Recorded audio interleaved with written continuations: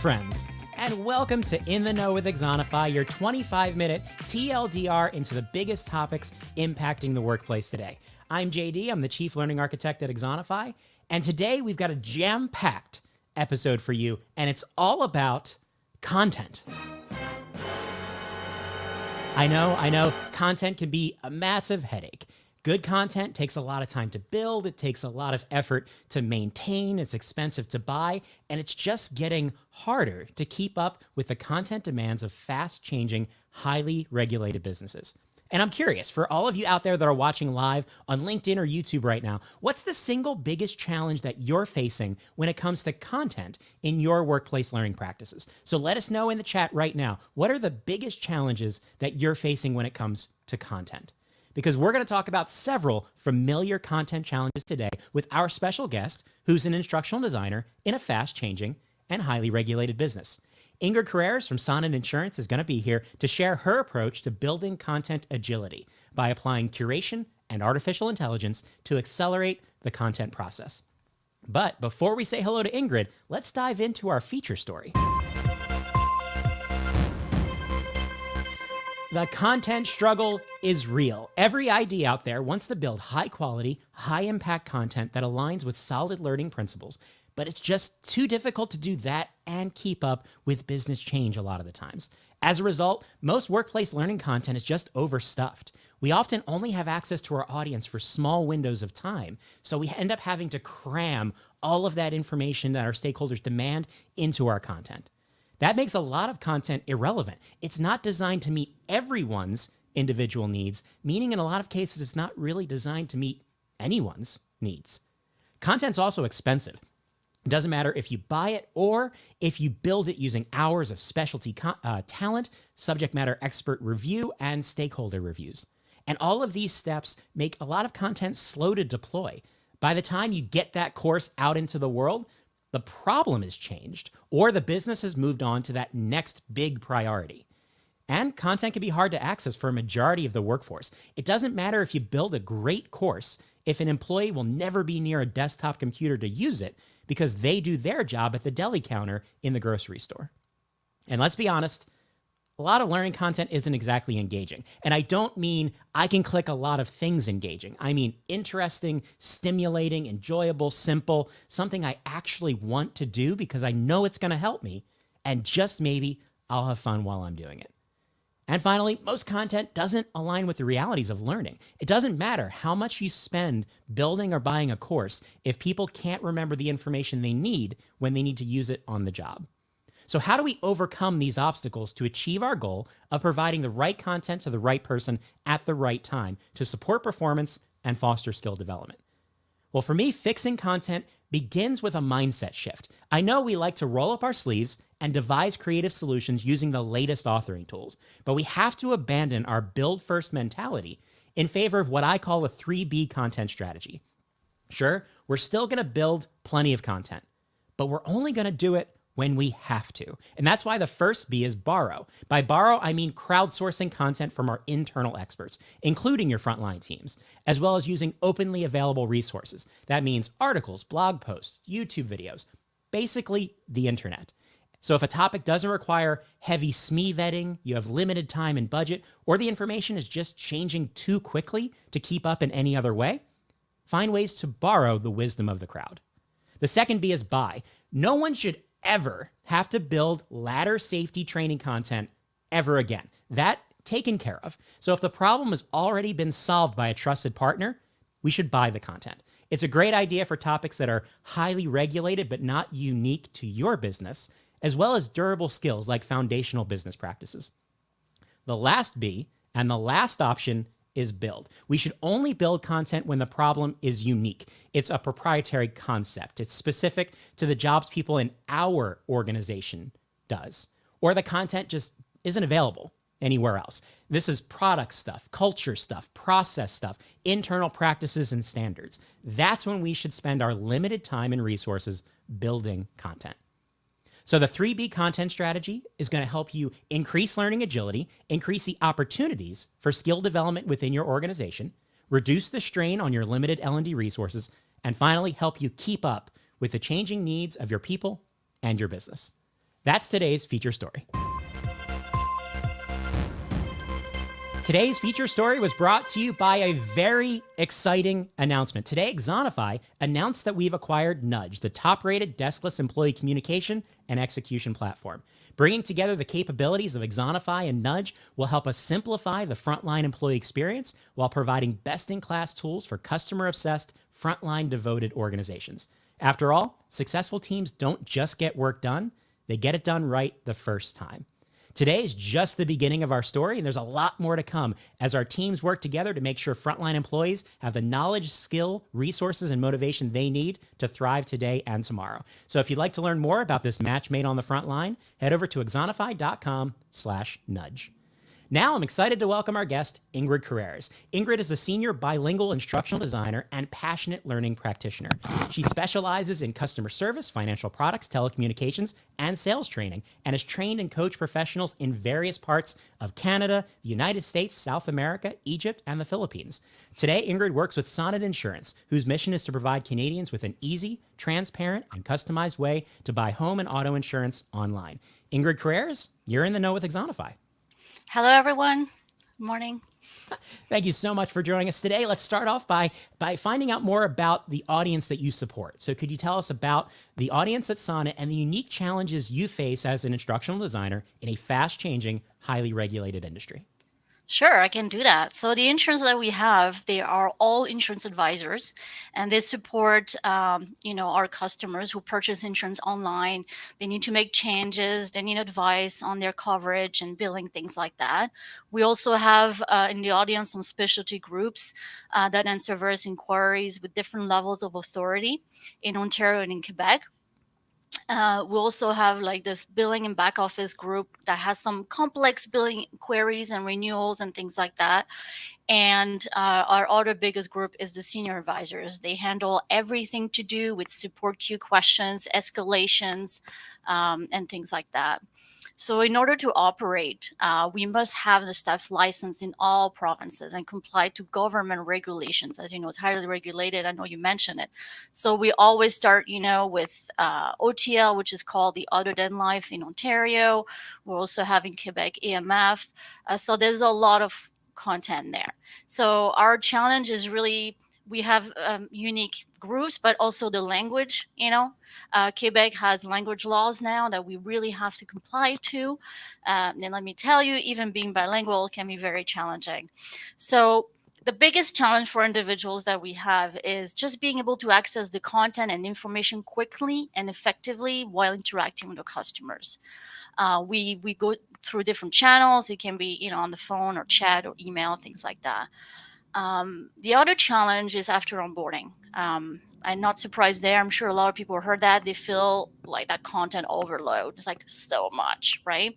So with Axonify, we can look at some of the delivery learning path, spread it out throughout the entire onboarding and the transition to the production floor.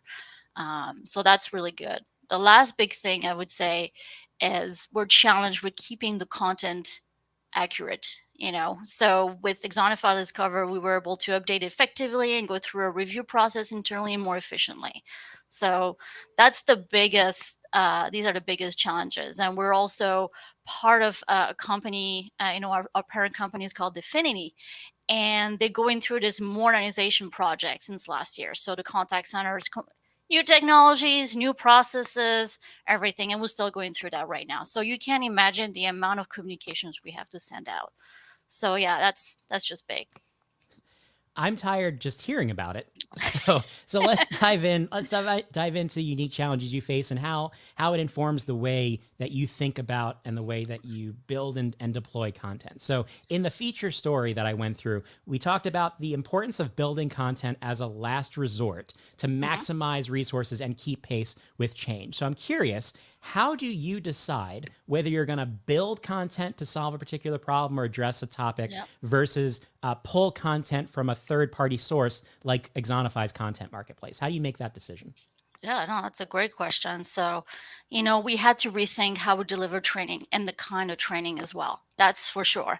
And so What I do is I look at all the resources and the time that we have for specific projects. And training always gets involved near the end of the project. Usually it's common. So it's a really short time. We have always limited resources. And because I'm the only instructional designer right now and for most of the time, so it can be a big challenge. I have some training specialists that can be supporting me as well, but they do a lot of the delivery themselves.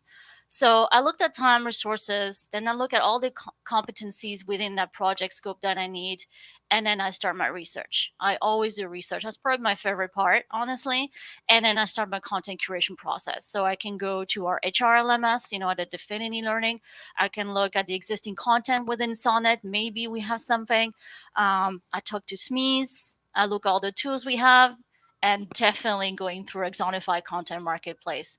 This way, I can really identify what I can leverage versus what I must build.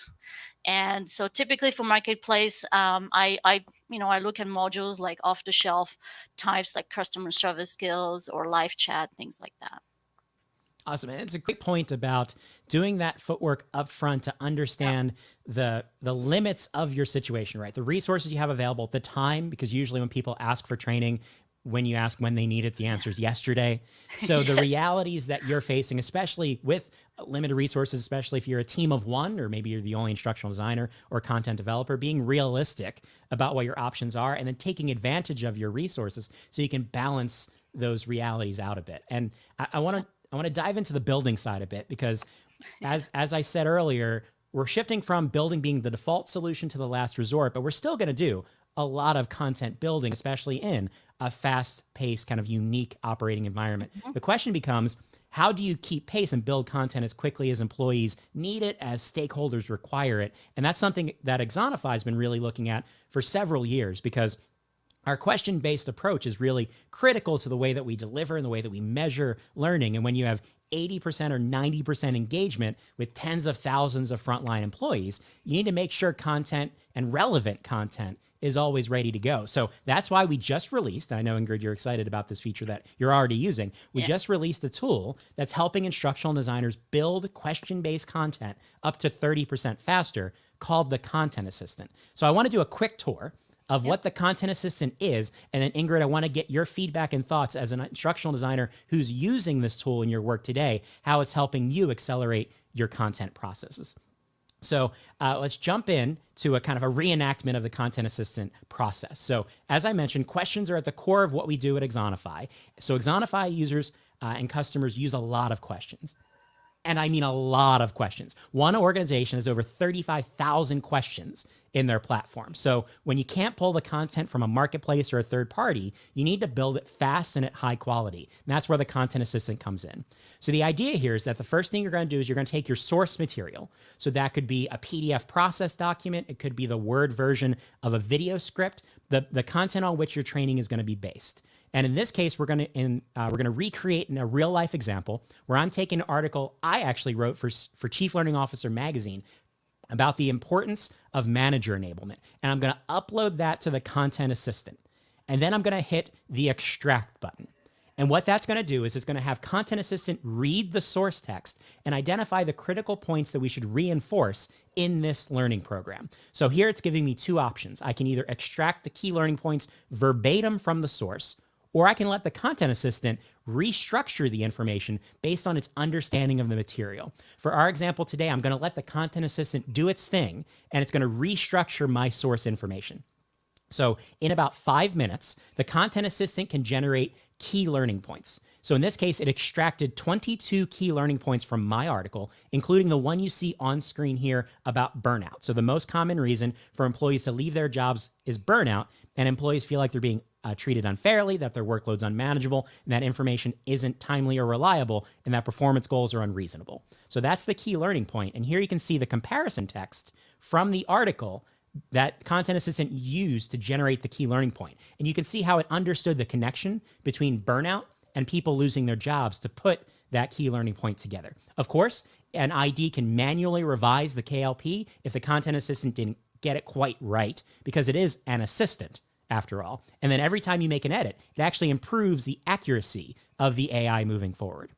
So next, we're going to take the key learning point and we want to generate a question. I could use the content assistant to generate a question for every key learning point on the list, or I could just pick and choose. So here we're going to pick one, that KLP I just mentioned about burnout. And in real time, the content assistant writes a learning question based on the KLP, and it creates the question, the correct answer, 2 distractor options, and the explanation. So in this case, our question is, what is the most common reason for employees to leave their jobs? The correct answer is burnout, based on the source content. And then the alternative distractors are the amount of work assigned to them, and their coworkers are too lazy to do the work.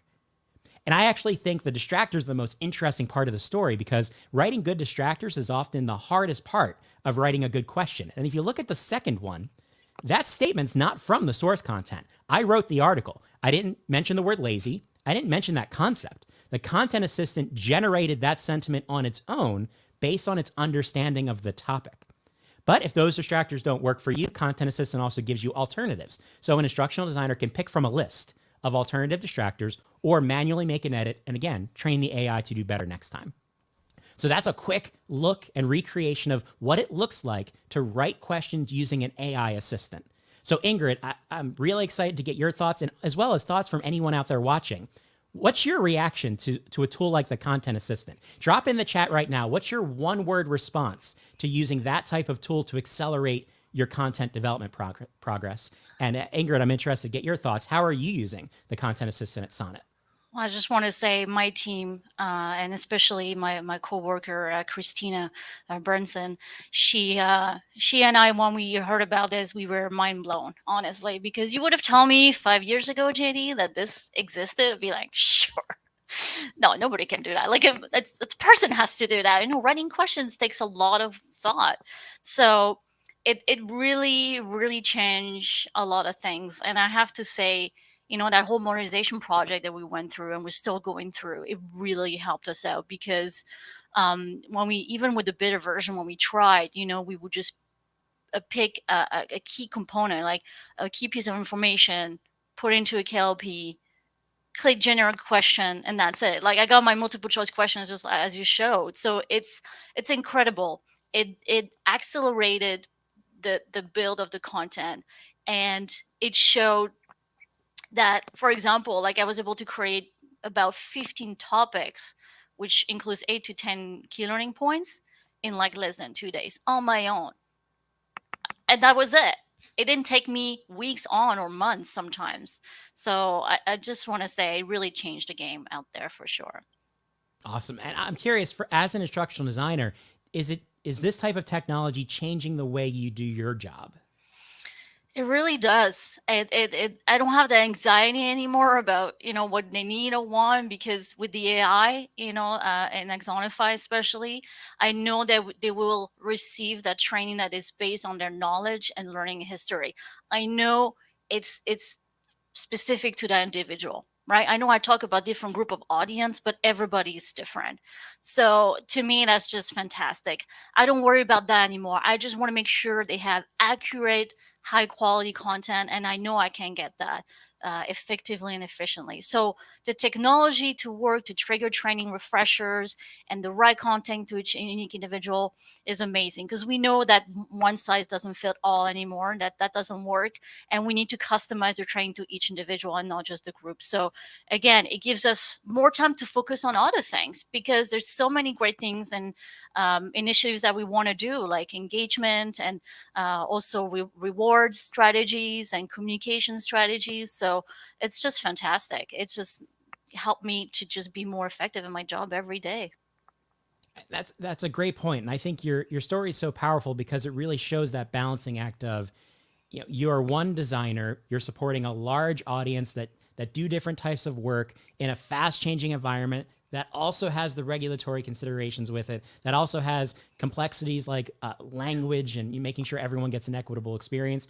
And while technology doesn't replace your role by any means, it augments, right? It allows you to move faster. And I really like what you said at the end there, to focus your energy and your skills on the right things rather than have to worry about everything. You're worried about the parts that really matter, where the kind of human part of our capability comes into play, while technology helps you move quicker, helps you work at scale, and helps you personalize across your audience. Exactly. And I'm curious, I believe in your story, you also highlight the fact that this type of content agility and the way that you're looking at solving problems now, it's not just helping you kind of keep up with business change, it's also improving the opportunities employees have. So there's more chance for people to upskill and cross train. Oh, 100%. Like I said, we had some changes. We became omni-channel, and suddenly people were just taking chats, had to take phone calls.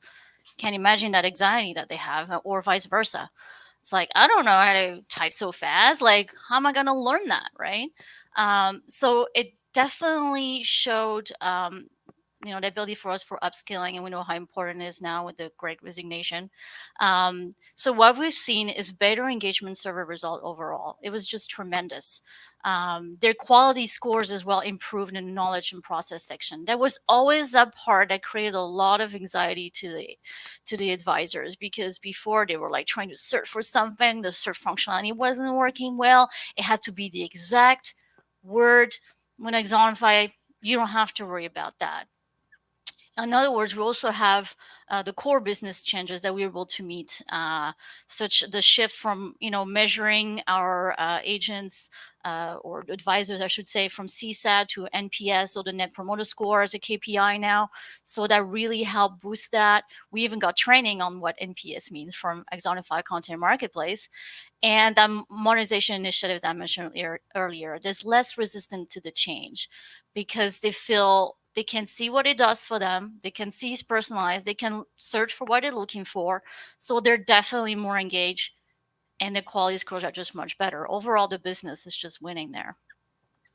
And again, great connection point with regards to not just scaling learning for the sake of learning, but connecting it to meaningful outcomes and driving business results through an improved experience, despite the limited time, limited resources, and highly regulated environment in which you work. So I have one more question for you, and it's related to anyone out there who's watching right now who's thinking about these same challenges, right? Having a hard time building content quickly enough to keep pace with the change of their business, having stakeholders always asking for training, and like you mentioned, often asking late in the game, which puts us further behind when it comes to trying to meet the needs of all of the different people we support. So what's your recommendation on how instructional designers can move away from always thinking build first to adopt this more agile approach where you're really curating resources and building what you have to build? Yeah, that's a great question. And I'll say start with connecting with other like-minded professionals in your organization, because this is where you'll be able to leverage some content. You never know, right? It's the organizations can be big and teams work independently sometimes, and now being a hybrid model, it's a little bit more difficult. So make sure you have ways to connect with them. We have, for example, HR services, a Definity that has a fantastic L&D team there that I can leverage some content from. Also ask questions. I'm meaning, like, you know see what's out there for you to leverage. Just be curious, just stay curious. But you have to get that seat at the table. So partner really well with your stakeholder, build and strengthen that relationship, stay in touch with them, and also return the favors. Share also your own learning, that you do on a day-to-day basis. So that's your, I would say, first thing internally in your organization. But also go into some professional networks, like associations like the ATD, the Association for Talent Development, that I'm part of, and I also got my CPTD designation from. Those groups on LinkedIn also can help. Like, they have so many people with the same issues, the same challenges and business changes that we're going through right now. So do that. Be curious, join them, follow them, and follow people like you, JD, as well. Like, who knows a lot about learning and development. Um, Other things that I do, though, is I do go once in a while to some webinars, out there, from different organizations, like Learning Guild and those kinds of things. And I recently attended one, actually, about knowledge management with the Great Resignation, and that how people are leaving their job with the knowledge. So how do we avoid that going forward? So that, for example, is helping me now in my current job, thinking about what we're doing, how we can improve. So stay open-minded, I would say, as a last word. Do that constant research on trends and what's going on out there, what people are doing, trying, testing. Learn from them. You might have the same challenges that they have. All great tips that definitely resonate with me. I appreciate the plug as well, but I know that a big part of it, a big part of evolving and keeping pace with change is getting outside the bubble of our organizations to understand, like you said, a lot of people are facing similar challenges. A lot of people might have already solved these challenges. And I also want to echo back to something you said in the very beginning of our conversation, which is the importance of that research step, right? Making sure that you're digging into the problem and understanding the different ways we can approach it rather than just defaulting to, well, we have to build a course every time someone comes looking for training. So Exactly. Yeah, exactly. Be agile, be open-minded, change things. Don't be afraid of asking questions. Just that's go a for it. great place to wrap up. So Ingrid, again, thanks so much for hanging out with us today and sharing your experience and insights. How can people connect with you and follow the work that you're doing and leverage you as a resource so they can improve their skills? Of course. Well, thanks for having me, first of all. And anyone can connect with me on LinkedIn. You can find me, Ingrid Carreres. That's me. So thanks again. Have a great day. Awesome. Thanks again, Ingrid, so much. And thank you, everyone, for joining us on today's show. If you enjoyed your time with us today, be sure to check out all of our past episodes. You can find the entire In the Know collection on the Axonify YouTube channel. You can also listen to the audio version of In the Know with Axonify on your favorite podcast app. Join us in 2 weeks for the very next episode of In the Know. We'll be chatting with John Hinchcliffe, the head of engagement at Jampan and founder of the Global Learning and Development Community, who's going to help us understand the essential skills required to be successful as an L&D pro in today's workplace. I have a feeling conducting great research might be part of that conversation. Until then, I've been JD. Now you're in the know. And always remember to ask yourself the important questions. Like, why do we say the alarm is going off when it actually just turned on? I'll see you next time.